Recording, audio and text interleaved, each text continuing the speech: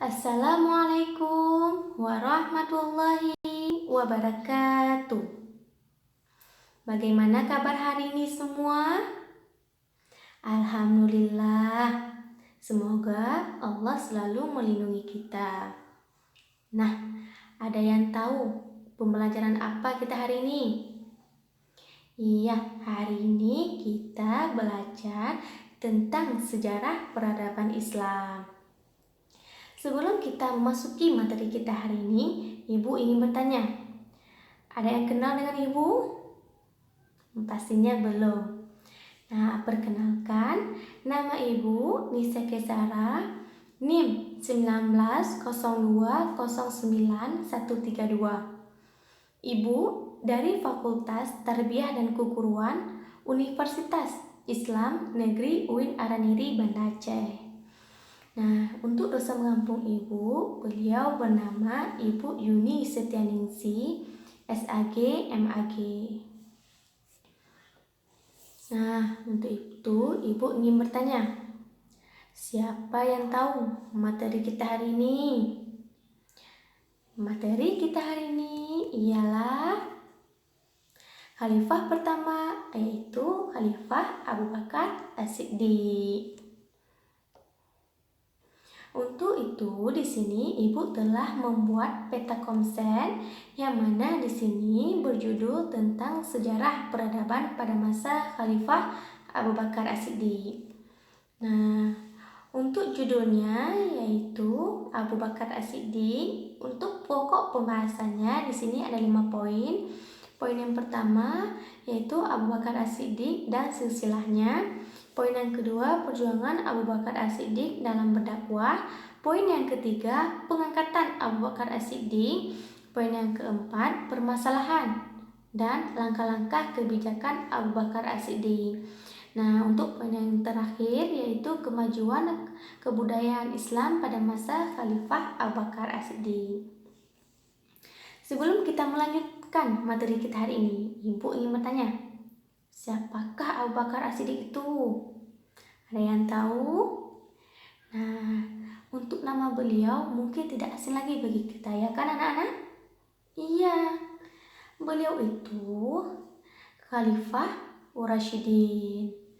Nah, ada yang tahu nama kepanjangan beliau? Untuk itu kita akan melihat slide selanjutnya. Untuk slide selanjutnya yaitu Abu Bakar As-Siddiq dan silsilahnya. Nah, sebelum Ibu melanjutkan, Ibu ingin bertanya, siapa nama asli dari Abu Bakar As-Siddiq? Iya, nama asli beliau ialah Abdullah bin Quhafah, Utsman bin Amir bin Amru bin Ka'ab bin Sa'ad bin Tayyib bin Murrah bin Ka'ab bin Lu'ay bin Khalid al-Quraisy at-Tamimi, serta nasabnya bertemu dengan nasab Rasulullah di kakeknya yang bernama Murrah. Nah, di manakah beliau lahir? Ada yang tahu? Iya, betul sekali. Beliau itu lahir di kota Mekah. Beliau lahir setelah 2 tahun kelahiran Rasulullah SAW. Nah, ada yang tahu mengapa Abu Bakar diberi gelar As-Siddiq? Ada yang tahu? Beliau diberi gelar As-Siddiq karena sebuah penilaian terhadap sikapnya yang senantiasa jujur dan benar. Di sini kita akan melihat bagaimana karakteristik Abu Bakar As-Siddiq. Nah, dari putri beliau yang bernama Aisyah, beliau menerangkan karakteristik dari ayahnya. Abu Bakar As-Siddiq, beliau memiliki kulit yang putih dan badan yang kurus, tipis kedua pelipisnya. Dan beliau itu memiliki pinggang yang kecil, sehingga kainnya selalu turun dari pinggangnya. Untuk wajah beliau itu selalu berkeringat wajahnya. Untuk matanya, beliau memiliki warna yang sangat hitam, berkening yang lebar dan tidak bisa bersajak, dan selalu mewarnai jenggotnya dengan memakai hinai maupun katam. Nah, untuk akhlak beliau ini terkenal dengan kebaikannya, keberaniannya, kokoh pendiriannya, dan beliau selalu memiliki ide-ide yang cemerlang dalam keadaan genting. Dari banyaknya toleransi penyebar, beliau juga memiliki azimah atau keinginan keras, dan beliau itu orangnya faqih, paling mengerti dengan garis keturunan Arab dan berita-berita mereka. Jadi, beliau itu sangat bertawakal kepada Allah dan beliau juga yakin dengan segala janjinya. Nah, untuk itu kita akan melihat lagi bagaimana perjuangan Abu Bakar As-Siddiq dalam berdakwah. Nah, di sini Ibu telah membaginya, yaitu perjuangan Abu Bakar As-Siddiq ada dua. Yang pertama ada Abu Bakar As-Siddiq sebelum masuk Islam. Nah, di sini kita akan melihat bagaimana perjuangan beliau sebelum masuk Islam. Abu Bakar, beliau dilahirkan setelah tahun gajah. Maka beliau itu lebih muda dari Rasulullah karena Rasulullah lahir di tahun gajah. Bagaimana kehidupan beliau? Beliau itu hidup dalam lingkungan dari keluarga yang baik atau keturunan yang bagus, dan beliau orangnya mulia di antara kaumnya. Bahkan Abu Bakar termasuk salah seorang pembesar Quraisy dari Bani Taim. Nah, dia menjadi orang yang mulia dan terkemuka di kaumnya. Sangat bagus kan latar belakang Abu Bakar As-Siddiq? Iya. Bahkan sebelum Islam, Abu Bakar terkenal sebagai orang yang mampu menjaga diri dari perilaku jahiliyah. Nah, jahiliyah di sini yaitu masa kebodohan. Nah, pada masa itu banyak sekali orang-orang Quraisy itu mereka meminum minuman khamar, melakukan perzinaan, dan bahkan di diri mereka wayatkan bahwa beliau termasuk orang yang tidak pernah bersujud kepada berhala. Beliau juga terkenal sebagai saudagar kaya yang sering berdagang ke negeri Syam.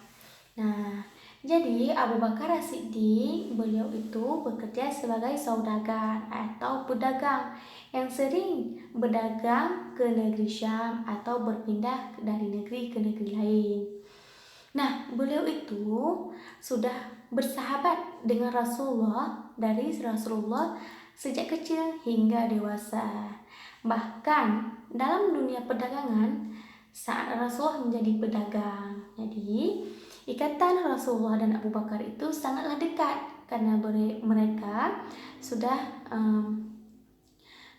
bersahabat dari kecil hingga dewasa.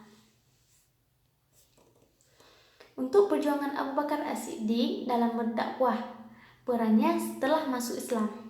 Nah, banyak dari sahabat-sahabat besar yang masuk Islam melalui Abu Bakar As-Siddiq. Ada yang tahu siapakah nama sahabat-sahabat beliau? Iya, namanya yaitu ada Zubair bin Awam, ada Utsman bin Affan, ada Thalhah bin Ubaidillah, ada Sa'ad bin Abi Waqqas, ada Utsman bin Mas'un, ada Abi Ubaidah bin Jahar, ada Abi Salamah bin Abdul Hasan, ada Al-Arqam ibnu Abi Arkam, dan Abu Bakar juga mengajak keluarganya untuk memeluk Islam. Di antaranya ada putri beliau yang bernama Aisyah dan putra beliau yang bernama Abdullah dan istri beliau yang bernama Ummu Rumman dan yang terakhir ada pembantu dari Abu Bakar As-Siddiq yang juga beliau memasuki Islam, yaitu beliau bernama Amir bin Qahirah. Pada saat itu Abu Bakar As-Siddiq mengusulkan pada Rasulullah atau memberi saran pada Rasulullah untuk tidak lagi menyebar agama Islam secara sembunyi-sembunyi. Jadi Abu Bakar sangat mendesak Rasulullah agar umat Islam tidak lagi menyembunyikan keislamannya. Nah, sekarang kita akan melihat proses pengangkatan Abu Bakar As-Siddiq menjadi khalifah. Di sini yang pertama ada pertemuan di Saqifah Bani Sa'dah. Setelah berita wafatnya Rasulullah menyebar ke seluruh kaum Quraisy, para sahabat mulai bertanya-tanya mengenai siapakah yang akan menggantikan kepemimpinan umat Islam. Nah, mengingat bahwa ini merupakan masalah yang penting bagi kaum muslimin, maka di hari itu pula berkumpullah kaum Ansar di Saqifah atau tempat pertemuan di Bani Sa'dah. Saat kaum Muhajirin mengetahui hal ini, mereka pun segera menyusul untuk mengikuti pertemuan ini. Setelah kami duduk sejenak, salah seorang dari mereka berpidato dengan menyatakan yang keutamaan kaum Ansar yang telah menjadi penolong Rasulullah dan membawa Islam menuju kemajuan, seraya mengingatkan agar kaum Muhajirin tidak mengeluarkan kaum Ansar dalam masalah khalifah. Nah, saat itu aku telah menyiapkan kata-kata yang menurutku paling indah untuk disampaikan. Namun saat itu pula Abu Bakar mencegahku dan dia menyampaikan kata-kata yang paling indah dari yang hendak kusampaikan. Kemudian ia menyampaikan hadis Nabi tentang siapa yang berhak dalam perkara ini. Maka kaum Ansar pun menerimanya. Setelah Abu Bakar selesai berpidato dalam Saqifah Bani Sa'idah, dia pun mengajukan Umar dan Abu Ubaidah sebagai khalifah. Nah, jadi setelah mereka berpidato dan setelah mereka bermusyawarah, dan Abu Bakar beliau mengajukan Umar dan Abu Ubaidah. Nah, ada yang tahu bagaimana respon Umar saat itu? Beliau menolak dan membenci hal itu. Dan Umar pun mengatakan bahwa jikalau leherku dipenggal, itu tidaklah cukup untuk dibandingkan jika dia harus menjadi pemimpin di mana Abu Bakar di dalam kaum tersebut. Bagaimana etika Khalifah Umar mengatakan seperti itu? Nah, sungguh Umar di situ sangat menghargai dan menghormati Abu Bakar As-Siddiq. Maka ketika itu Umar pun membaiat Abu Bakar dan kaum Muhajirin pun mengikutinya. Untuk selanjutnya yaitu mereka baiat amamah terhadap Abu Bakar As-Siddiq. Nah, setelah Abu Bakar mendapat baiat dalam pertemuan di Saqifah Bani Sa'idah, di hari berikutnya umat Islam pun melaksanakan baiat yang diberi nama yaitu baiat amamah terhadap Abu Bakar. Dalam riwayat dari Anas bin Malik, ia mengatakan bahwa setelah itu Umar berdiri, sedangkan Abu Bakar duduk. Dia terdekat Abu Bakar duduk. Dia berpidato seraya menyebutkan keutamaan Abu Bakar. Wah, sangatlah bagus etika mereka, ya kan? Nah, telah menjadi orang yang terdekat Rasulullah. Kita tahu dari pembahasan yang pertama, kita tahu bahwasanya Abu Bakar itu beliau sangatlah dekat dengan Rasulullah. Nah, dari mereka kecil Mereka melakukan perdagangan berdua dan Umar pun mengetahui itu. Makanya Umar mengusulkan bahwasanya yang pantas menjadi khalifah yang pertama yaitu Abu Bakar As-Siddiq karena kedekatan beliau dengan Rasulullah.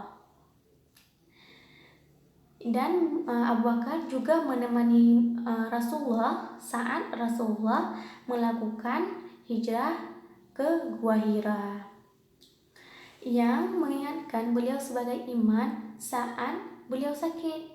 Nah, Abu Bakar juga menggantikan Rasulullah saat Rasulullah sakit menjadi imam dalam sholat. Kemudian Umar pun meminta agar kaum muslimin untuk membaiat Abu Bakar. Nah, pada saat membaiat Abu Bakar, mereka tidak lagi melakukan musyawarah, mereka langsung menunjuk Abu Bakar karena